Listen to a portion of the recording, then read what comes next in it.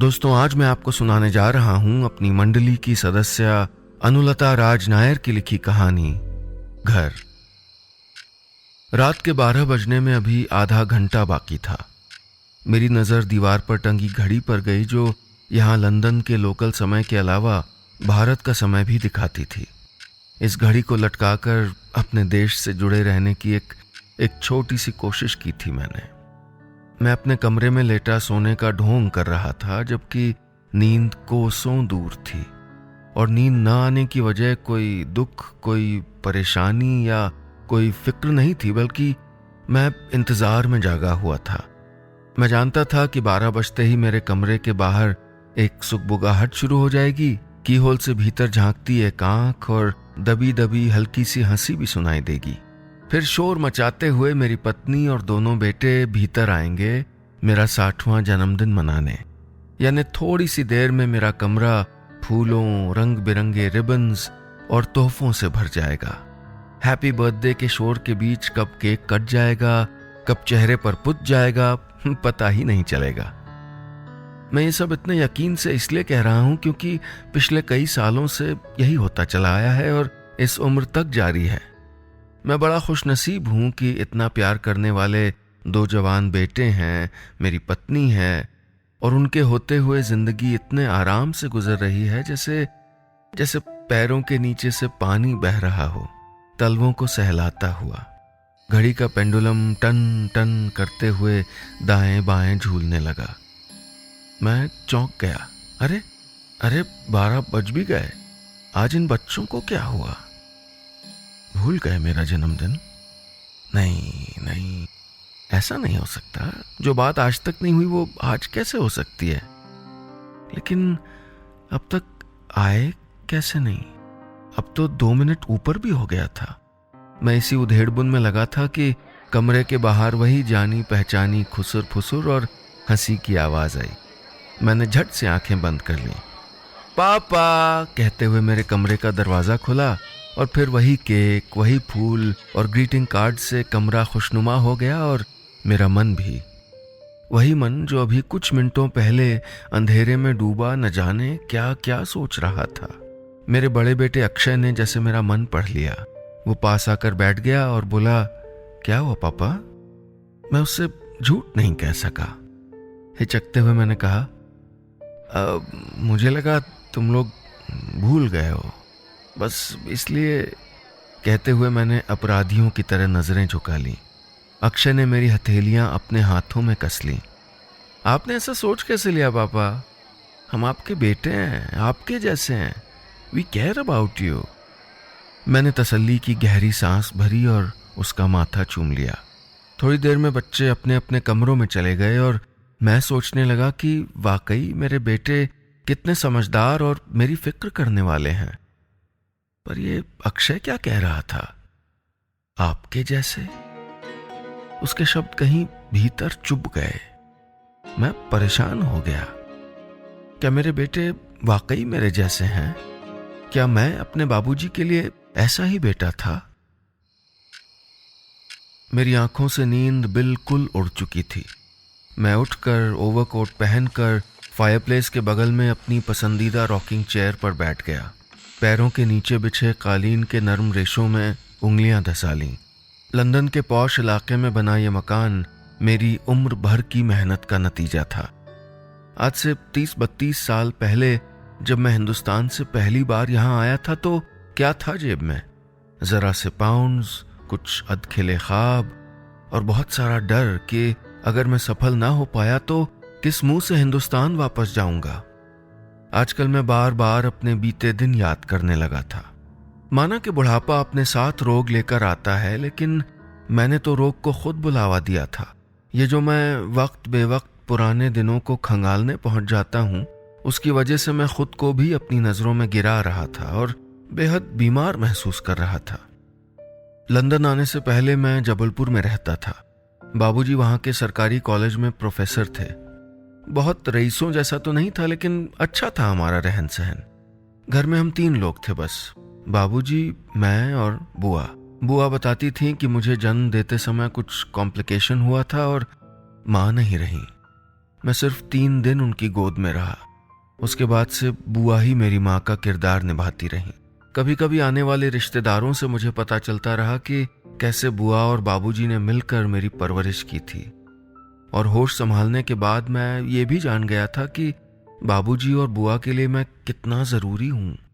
दुनियादारी की थोड़ी समझ आई तो बुआ ने यह भी बताया था कि माँ बाबूजी से ये वचन लेके गई थी कि वो मेरी किसी भी बात को टालेंगे नहीं, ना नहीं करेंगे। और शायद इसीलिए बाबूजी ने दोबारा शादी भी नहीं की। और बुआ ने शादी क्यों नहीं की मैं नहीं जानता, जानने की कभी कोशिश भी नहीं की। आज जब मेरे बेटे जवान हो गए हैं और मैं उनके घर बसाने की सोचता हूं तो मुझे बाबूजी, उनका घर और बुआ याद आने लगते हैं। अपनी गलतियां याद आने लगती हैं।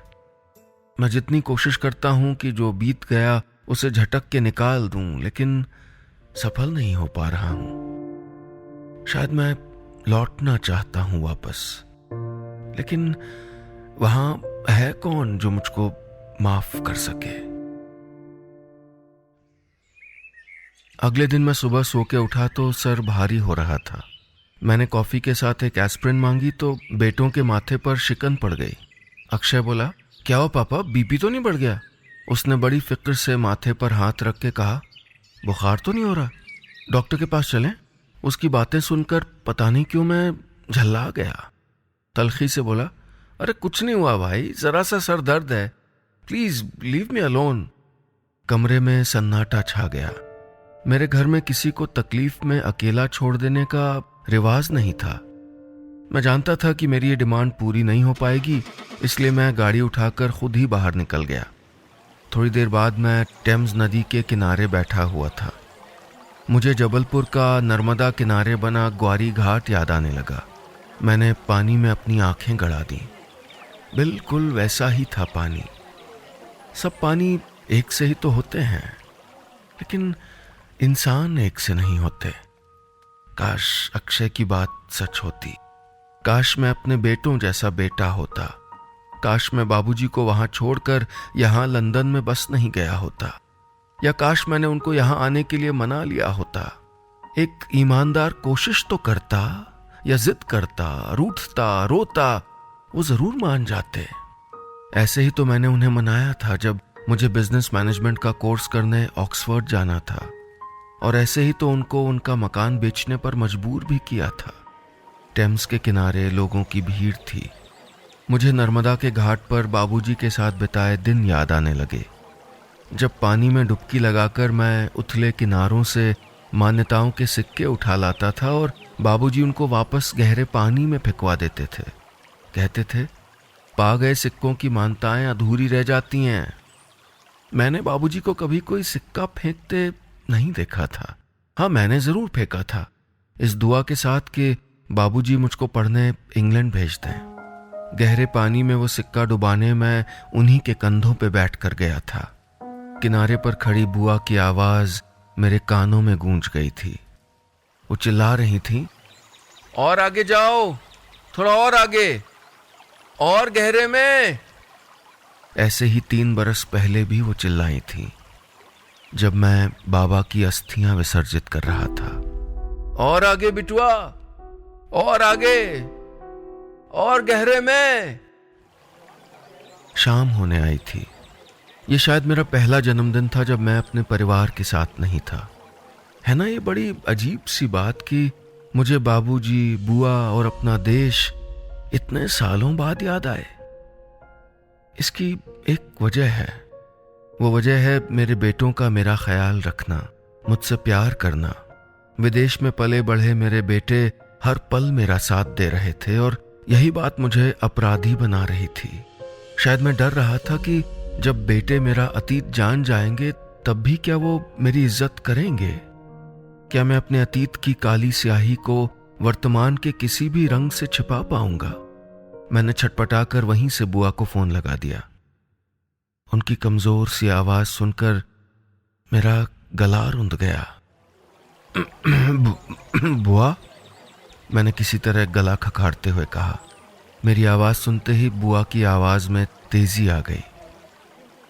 बिटुआ, जन्मदिन है तेरा आज, याद है ना? उन्होंने पूछा। बुआ को मेरा जन्मदिन तक याद है। मेरी रुलाई फूटने लगी। मैंने फोन रख दिया। मेरे हर जन्मदिन पर बुआ मुझको सवेरे उठाकर नहला देती और अपने साथ मंदिर ले जाती। वहां वो पंडित जी से कहकर मेरी नक्षत्र पूजा करवाती कि मेरे ऊपर किसी बुरे ग्रह का साया न पड़े। और मैंने बदले में उनको घर से बेघर कर दिया था। मुझे विदेश में पढ़ाई करवाने के बदले बाबूजी को मकान बेचना पड़ा था। जिंदगी के आखिरी सालों में उनको किराए के घर में रहना पड़ा था और बुआ तो अब भी रह रही थी। हाँ, हर महीने बराबर पैसे भिजवाकर मैं अपने फर्ज से मुक्त होता रहा, लेकिन अब जब मैं उम्र की ढलान पर हूं तो मुझे एहसास हो रहा है कि बैंक में ट्रांसफर किए हुए पैसे कभी बच्चों की कमी को पूरा नहीं कर सकते। टेम्स के उस पार सूरज अस्त हो चुका था। इंडिया का समय लंदन से कोई 4.5 घंटे आगे है, यानी वहां मेरे घर में तो सूरज कब का ढल चुका होगा, या शायद तभी ढल गया था जब मैं बाबूजी और बुआ को छोड़कर लंदन चला आया था। मैं आसमान पर नजरें गड़ाए याद करने लगा पुरानी शामें, जब बाबूजी मुझे शाम को धुआंधार वाटरफॉल में बोटिंग के लिए ले जाते थे, सिर्फ डूबता सूरज दिखाने। वो कहते थे, आसमान में नारंगी के इतने सारे शेड्स तभी दिखते हैं, नारंगी यानी उम्मीद का रंग, कि सूरज कल फिर उगेगा। मुझे संगमरमर की चट्टानों से घिरी उस नदी की कहानियां सुनाते थे, बड़ी उदास कहानियां। मैं अनमना हो गया। मन भारी भारी सा लग रहा था। बेचैन होकर मैंने अपने ट्रैवल एजेंट को फोन लगा दिया। एक टिकट अगले हफ्ते की। नहीं, रिटर्न जर्नी नहीं, वन वे। फोन रखकर मुझे राहत महसूस हुई। मैं घर को चल दिया। सब लोग मेरे जन्मदिन की पार्टी के लिए मेरे इंतजार में होंगे। रात को मैंने पत्नी और बच्चों को अपने इंडिया जाने के प्लान के बारे में बताया तो सब हैरान रह गए। पत्नी बोली, क्या जरूरत है, अब तो बाबूजी भी नहीं रहे और बुआ जी के लिए पैसे हर महीने भेजते तो हो ही ना। बेटे चुप थे। फिर थोड़ी देर बाद अक्षय बोला, अगर आप जाना चाहते हैं तो जरूर जाइए।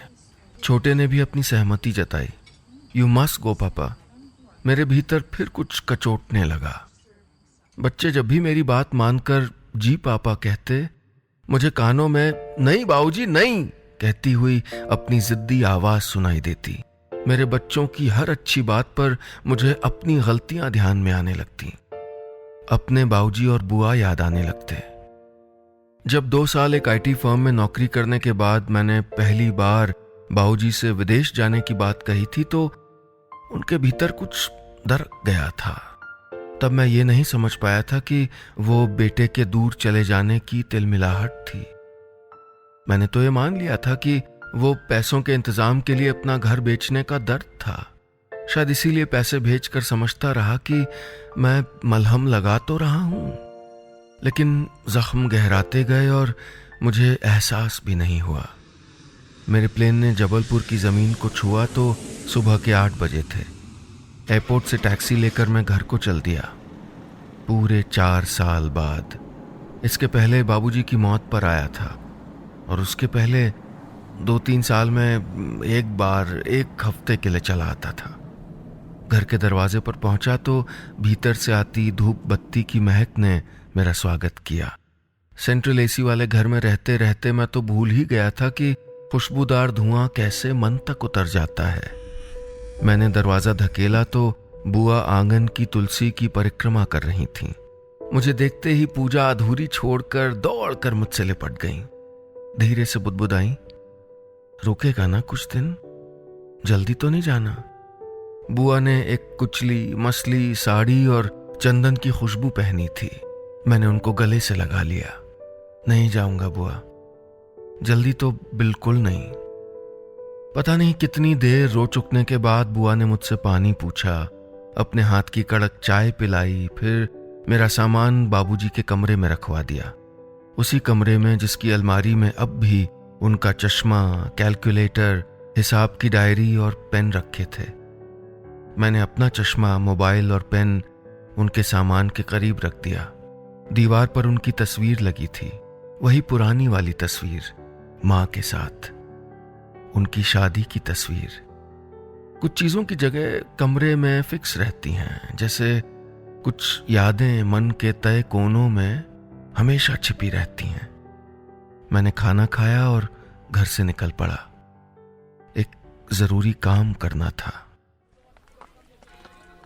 घर से निकलकर मैं गली के दूसरे छोर पर पहुंच गया, जहां वो घर था जिसके आंगन में मैं खेलकर बड़ा हुआ था, जिसके बाहर लगे आम की कच्ची कैरियों के पने ने मुझको लू से बचाया था। वो घर जो मैंने बिकवा दिया था। घर के सामने पहुंचकर मैं रुक गया। कैसा बदरंग हाल हो गया था।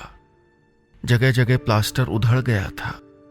बाहर लगा आम का पेड़ धूल से ढका पड़ा था। पता नहीं अब फल देता भी होगा कि नहीं। घर के बाहर एक ईंट की बाउंड्री वॉल बनी थी। पहले ये दीवार नहीं थी। मेहंदी की घनी झाड़ी की बाउंड्री होती थी, हरी हरी खुशबूदार, कितनी अच्छी लगती थी। घर जब मकानों में बदल जाते हैं तो उनका हरापन चला जाता है और महक भी। मैं चुपचाप वापस लौट आया। घर में बुआ बेसन के गट्टे की सब्जी और रोटी बनाए मेरा इंतजार कर रही थीं। मुझे क्या पसंद है उन्हें सब कुछ याद था। शुरुआत के 2-4 दिन तक तो मैं सिर्फ बुआ के हाथ का खाना खाता रहा और हम बाबूजी को और मेरे बचपन को याद करते रहे। और जो बात मुझे सबसे ज्यादा तकलीफ देती रही वो ये कि बुआ को मुझसे कोई शिकायत नहीं थी और उन्होंने न बाबूजी की कोई ऐसी बात बताई कि मुझे लगता कि वो मुझसे नाराज रहे हों या निराश रहे हों। खैर, मैं यहां जिस मकसद से आया था वो कुछ दिनों में पूरा हो गया। मुझे अपने बाबूजी के घर का, मेरे घर का मालिकाना हक मिल गया था। मैंने वो घर फिर खरीद लिया था। हाथ में घर के कागजों पर मुझे बाबूजी की छुअन का एहसास हो रहा था और मन का बोझ थोड़ा सा हल्का लग रहा था। मैं कागज लेकर बुआ के पास पहुंचा और मुस्कुराते हुए लिफाफा उनकी गोद में रख दिया। कागज देखने के बाद बहुत देर तक बुआ कुछ नहीं बोली। फिर धीरे से बुदबुदाई, क्यों इतने पैसे खर्च कर डाले, मैं तो यहीं भली थी। मैं हैरान था कि ये कैसी प्रतिक्रिया है। मुझे तो उम्मीद थी कि बुआ खुशी से नाचने लगेंगी, मुझको गले लगा के दुआएं देंगी, दौड़ के कागज भगवान जी के पास रखाएंगी, जल्दी से कुछ मीठा बनाकर मेरे मुंह में ठूंस देंगी। मगर नहीं, वो बस उठकर अपने कमरे में चल दी। जब घर बिका था तभी तो वो और बाबूजी ऐसे ही थे, एकदम सहज, चुपचाप से। मैं वहीं आंगन में बैठा रहा, सोचता रहा कि मैं शायद बाबूजी और बुआ को समझ ही नहीं पाया। उनके लिए मैं हमेशा से सबसे ज्यादा जरूरी था। घर न तब जरूरी था न अब है, पर अब मैं समझ गया था कि मुझे क्या करना है। अगले हफ्ते मैं और बुआ दिल्ली के इंटरनेशनल एयरपोर्ट पर लंदन जाने वाली फ्लाइट के लिए सिक्योरिटी चेक करवा रहे थे। मैं मुस्कुराते हुए बुआ को अचार, पापड़ और बड़ियों के पैकेट संभालते देख रहा था। उनकी आंखों की चमक और चेहरे से टपकती खुशी मेरे मन के घावों पर हल्का हल्का सा मरहम लगा रही थी। बस इतनी सी थी ये कहानी।